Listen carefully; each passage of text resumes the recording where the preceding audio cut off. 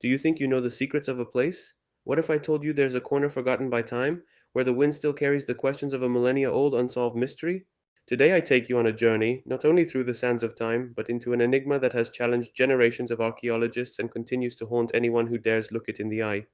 We are in Sardinia, on the Sinis Peninsula, where the incessant breath of the sea and the Mistral wind caresses the ruins of Tharos, an ancient Punic Roman city. But among these history-laden stones, there is a place that vibrates with a different, deeper energy, an open-air sanctuary known as the Tophet. A name that evokes shadows, silences, and a heated debate that still divides scholars today. Was it a place of horrific sacrifices or a sacred cemetery for the most innocent souls? Imagine this: a windswept strip of land where waves crash with almost hypnotic regularity. Here, among the ruins of houses and temples, lies the Tophet of Tharos. It is neither a common cemetery nor a simple place of worship. It is a sacred area that stands out for its solemn, almost suspended atmosphere. When you wander among its stones, you have the feeling that time itself has stopped. Every breath of wind brings whispers of a distant era, of a seafaring people who left an indelible mark here, and a mystery that defies all logic. For centuries, this sanctuary has been the subject of study, speculation, and heated debate. Its function, its very raison d'etre, has remained shrouded in uncertainty. Was it a place dedicated to archaic rites incomprehensible to our modern sensibilities, or perhaps a sacred refuge for the most vulnerable and pure souls? This question, which beats at the heart of the Tophet, makes it one of the most enigmatic and fascinating archaeological sites in all of Phoenician and Punic Sardinia. It is a place that forces you to reflect, to question the beliefs and practices of an ancient world, a world where the boundary between life and death, between the sacred and the profane, was perhaps much more blurred than we can imagine. And it's not just the wind that speaks here, it's the stones, the urns, the steles that tell stories of gods, of faith, and of lost rituals. As we walk through this sacred space, our attention is captured by artifacts that are direct evidence of what happened here.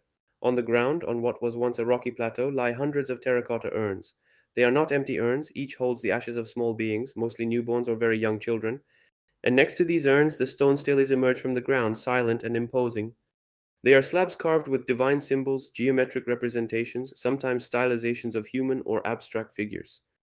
They are like silent sentinels who, for millennia, have kept watch over this place. What is striking is their orientation. Many of these stelae, placed to protect the urns, face the horizon toward the vast and mysterious open sea. For a seafaring people like the Phoenicians, the sea was not only a trade route but also a sacred element, a border between worlds, the gateway to the unknown and to the afterlife. This arrangement of the stelae amplifies the sense of a liminal place, a bridge between the earthly and the divine, between life and a mysterious continuity beyond death. The majesty of the surrounding landscape, with the deep blue of the Mediterranean merging with the sky, makes the atmosphere even more intense. One can perceive a deep spirituality, a sense of respect, and at the same time a subtle restlessness. Each stela, each fragment of urn, tells a story of a rite, of a prayer, of an offering. They are the relics of a cult that, however remote, continues to speak to our imagination, pushing us to try to decipher its ancient message. And the mystery deepens when we ask ourselves, why here? Why these innocent souls? And what did these symbols represent to those who carved them? The heart of the mystery of the Tophet of Tharis and of other Punic Tophets scattered around the Mediterranean lies in its true function. For decades, archaeological debate has raged around two main hypotheses, both loaded with emotional and historical implications. On the one hand, there is the most dramatic and controversial hypothesis, the Tophet as a place of tragic ritual sacrifices. This theory has its roots in the descriptions of classical Greek and Roman authors, such as Diodorus Siculus and Plutarch, who told of horrific child sacrifices, especially firstborns, offered to the Phoenician deity Baal Hammon or Tanit to appease divine wrath or obtain favors.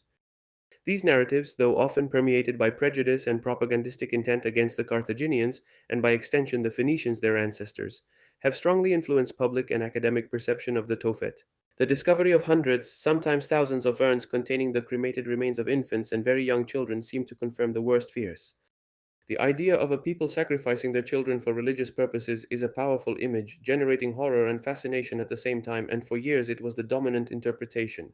Supporters of this theory saw the stelae as memorials to the victims, and the entire area as a gloomy open-air altar.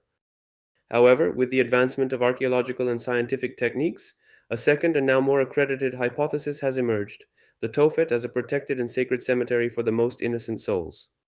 This theory starts from a fundamental premise, the high infant mortality in ancient societies.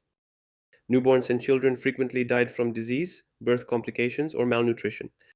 In many ancient cultures, the death of a child before reaching the age of reason or full socialization posed specific problems regarding burial in the afterlife. They could not be buried in adult cemeteries, nor simply forgotten. It was believed that they needed a special, even protected and sacred place. More recent osteological studies of remains found in Tophets, including those at Tharos, have provided crucial evidence. Analyses showed that most of the buried children were very young, often stillborn, stillbirth, perinatal, or died within the first few months of life. Many show no signs of trauma or direct violence that might indicate sacrifice. It has come to be thought that these children were cremated and buried with great care, sometimes with small funerary objects or amulets. The stelae would have been votive monuments, offered by parents or the community to ensure divine protection for their children in the afterlife, or as thanks for a child born but lost too soon. Archaeology is not just excavation but also interpretation, and this evolves with new discoveries and technologies. Today, archaeologists tend to see the Tophet as a sacred area dedicated to children who died prematurely, a place to honor and protect their young souls, rather than a site of brutal sacrifices.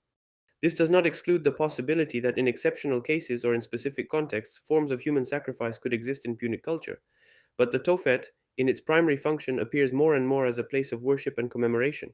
Research never stops. Every fragment of bone, every mark on a stele, every layer of soil is analyzed with increasingly sophisticated methodologies.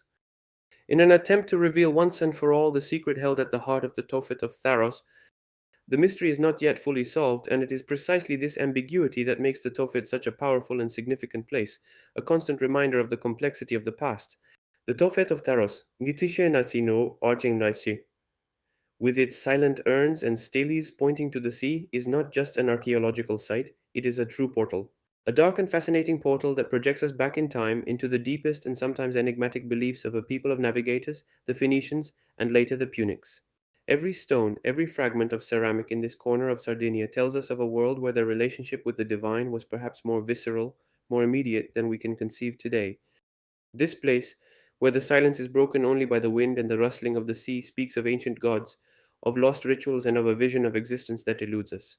It is not just a cemetery or a sanctuary, it is a tangible testimony to the complexity of the human soul in the face of life, death, and the unknown. It invites us to reflect on the fragility of childhood in ancient times and on the way a community tried to make sense of loss. Through practices and beliefs that, although they sometimes seem cruel or incomprehensible to us, were rooted in their culture and in their profound spirituality. The Tophet of Tharos remains one of the most mysterious pages in the great book of Sardinian and Mediterranean history. It is a place that, despite all the studies and research, continues to emanate an aura of the irresolute, a charm that captures and does not leave indifferent. It is a powerful reminder of how ancient civilizations approached the great questions of life and death, and how, even in the heart of a mystery, one can find a profound resonance with the universal human experience. This enigma, suspended between the sand and the sea, continues to fascinate and question us, leaving us with more questions than answers, and the feeling that some secrets of the past are destined to remain shrouded in the veil of eternal mystery. If this journey into the mystery of the Tophet has piqued your curiosity, don't miss the next video to discover other secrets that Sardinia holds.